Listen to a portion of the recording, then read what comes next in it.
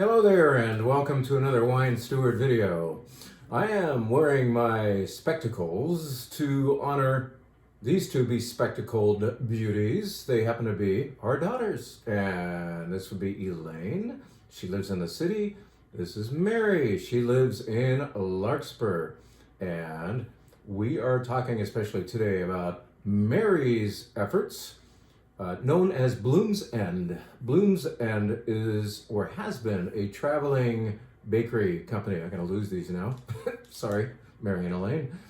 And she bakes in a facility in Sausalito. She rents space in a, let's say, communal bakery where many people having their own separate businesses share space and have to agree on who gets the oven when and share space in the refrigerator and all that.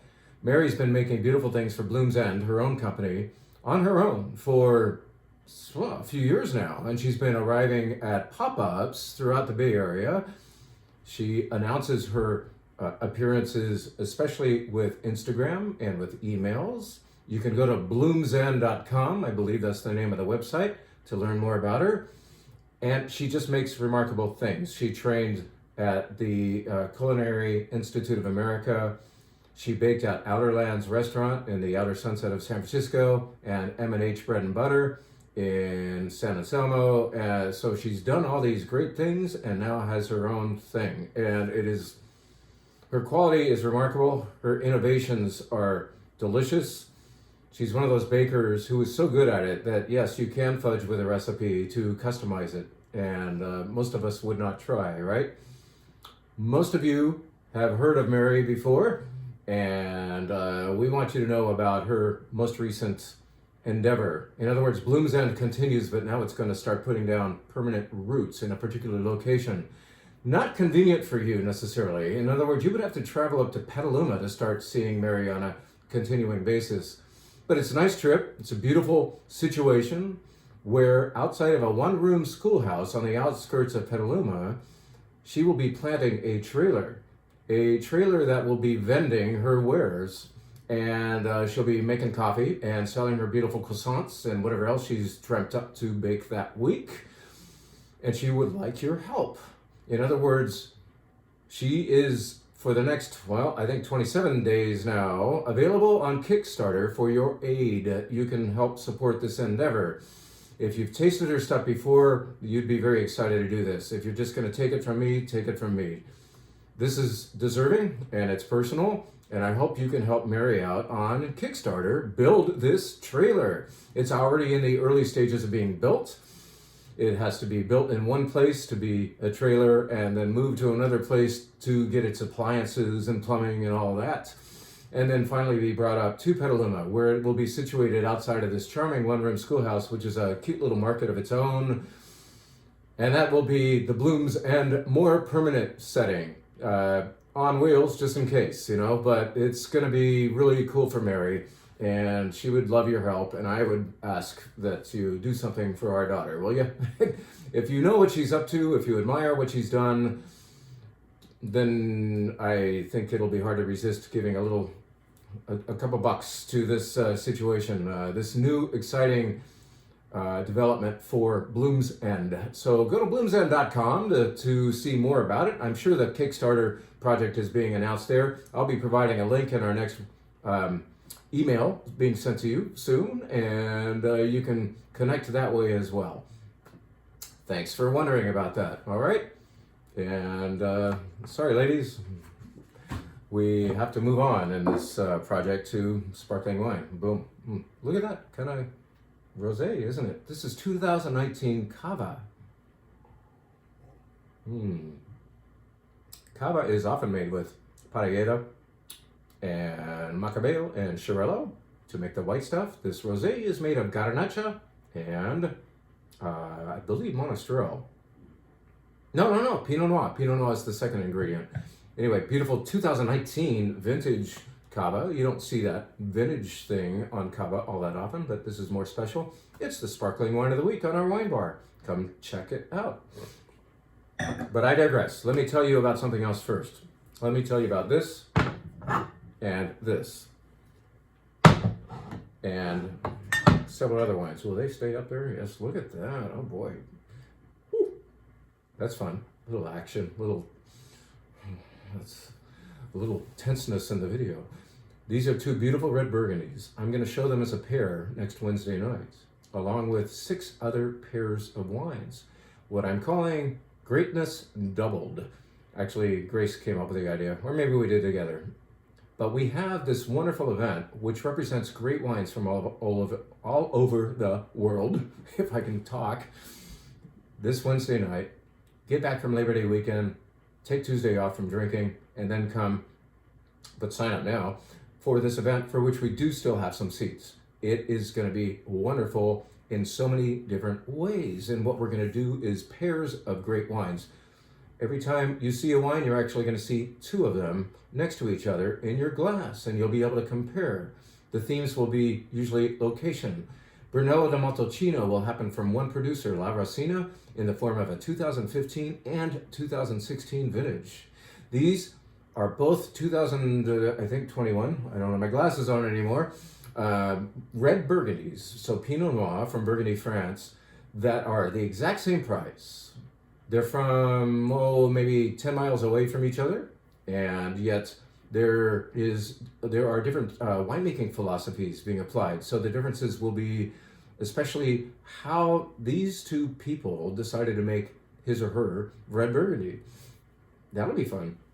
We're going to do it with Napa Valley Cabernet. We're going to do it with Ribera del Duero, one producer of Ribera del Duero from Spain, being shown at 2 quality levels. We'll do the Crianza and the Reserva. I tasted those 2 yesterday, and I said, I still have room. I have room for one more pair in the upcoming event. So boom. We'll actually start with a little champagne. We will finish with a gorgeous German Riesling, but everything else will be presented as pairs. And everything will be very, very good. These are high quality wines that we're pouring. And this time, your ticket, your fee, includes being able to visit a cheese and meat and whatever situation off to the side where you can fill your plate with goodies. In other words, we're not selling the cheese and meat platter as a separate thing this time. It's included. We want to thank you for your interest in great wines from all over the world with that extra treat, okay? That event is next Wednesday. We still have seats. It deserves to sell out. I know there's a lot of wondering and wandering wine lovers out there, people who aren't stuck on just one wine type, that would like to taste diversity. It's coming your way next Wednesday. Boom. Let's tell you about this now. As we've announced recently, we are now enabled by a new license to sell bottles of liquor, of spirits. That spirit sounds better. We're not a liquor store. We are a wine store that now sells spirits by the bottle. And I think every week I'd like to tell you about a new discovery. I am especially partial to gin. Others of you are into tequila and whiskey. We have that too. And then we're doing more interesting categories like Calvados and Armagnac and Limoncello, and it's fun. It's really fun to learn about and choose these new products for the store. I'm looking at them the same way I look at wine. In other words, I don't just look, I smell and I taste and choose. And a lot of things have been shown to us, and we've chosen what we feel to be the most representative of those types. And you'll see more coming. In the meantime, this has happened. This is from British Columbia, Vancouver Island more specifically. It's Sheringham's Beacon Gin.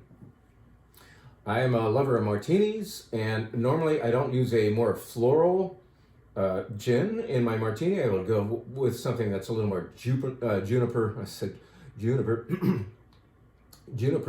oriented, like a London Dry style is what a lot of people would consider the perfect martini gin. But this worked beautifully, even though it has a slightly different style. Now, juniper is required for you to actually be calling this gin as one of the botanicals involved, but it also includes grapefruit and yuzu, which is a derivative or a relative of the mandarin. So originally from Asia, it's kind of like a tangerine, if you will, mandarin orange.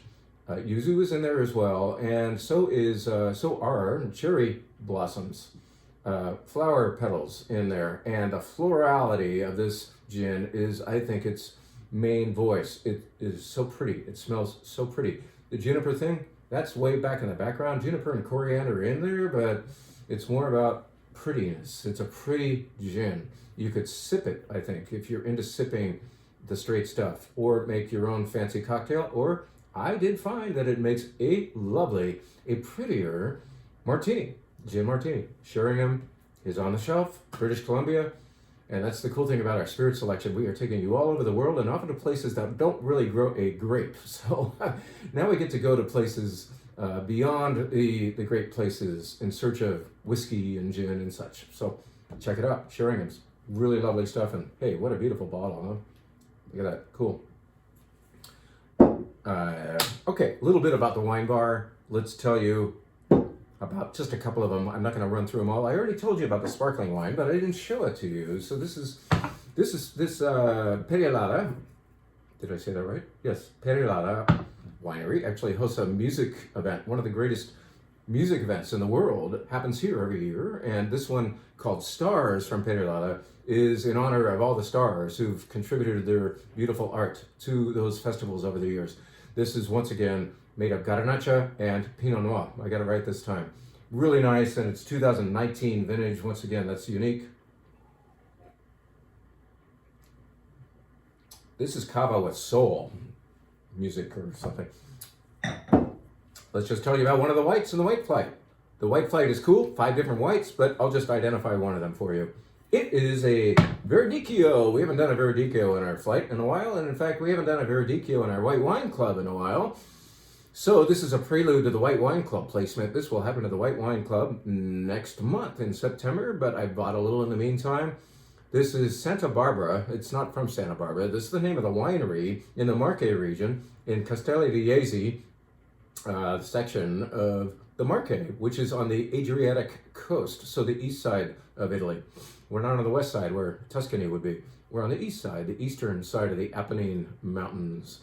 And that is Verdicchio country. Verdicchio is lovely, nervy, delicious wine. It is white wine with a little electricity to it. It's really delicious and great wine for the warm days, because we will still have more warm days, probably a lot more, before we hopefully get some rain again. Voila, Verdicchio to the rescue. Let's stay in Italy to show you the rosé of the week. This is available only by the glass.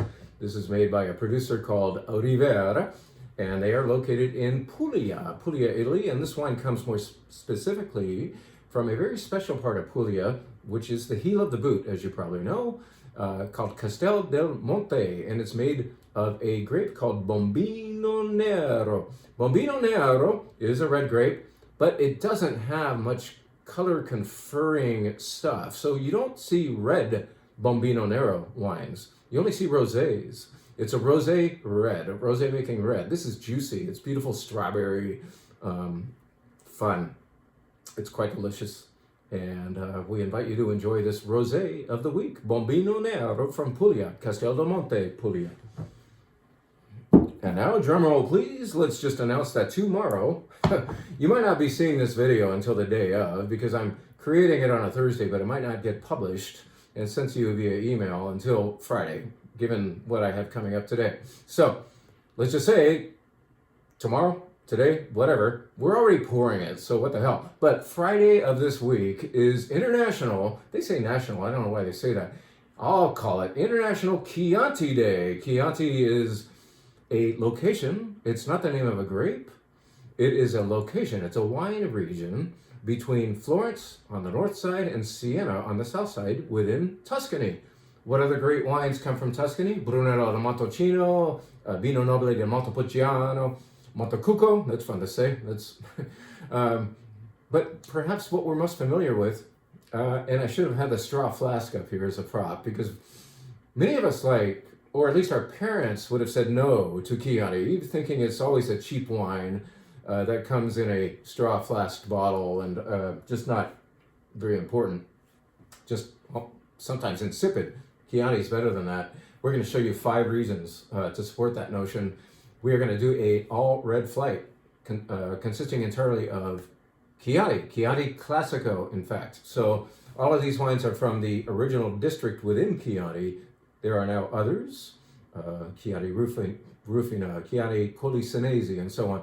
But all 5 wines on the flight come from Chianti Classico, including this beautiful Berardo, which is single vineyard Chianti Classico Reserva. It's lovely. We're going to start a little lower in price and work our way up to this, and even go past it for a Gran Selezione version. But you can come in and really get to know one wine type by having 5 of those types by different producers. It'll be fun. And on Saturday, while we haven't finally figured out exactly what we're doing, we think we're going to add a little bruschetta. Like everybody who orders the flight, we'll bring this bread on which there is tomato and olive oil, maybe a little garlic rubbed on there, and a little treat to go along. So working on that, but in the meantime, you know that we are doing, as of right now, Chianti as a red flight on the wine bar. So that about wraps it up. Don't forget that gin. Don't forget that really cool event that we're doing on Wednesday, which you deserving wine club or otherwise wine lovers would enjoy attending based on the beautiful diversity. Brunello di Montalcino, Burgundy, Portugal, Spain, and so on. We're going to do a lot of beautiful pairs of wines, all right? And that's it. That's all I got. Thank you for watching. Oh, no, please help Mary out. Let's get that picture back up here. Elaine, Mary's the Bloom's End gal. Kickstarter, go look for it. Bloom's End, Kickstarter. Thank you very much for helping out our kiddo.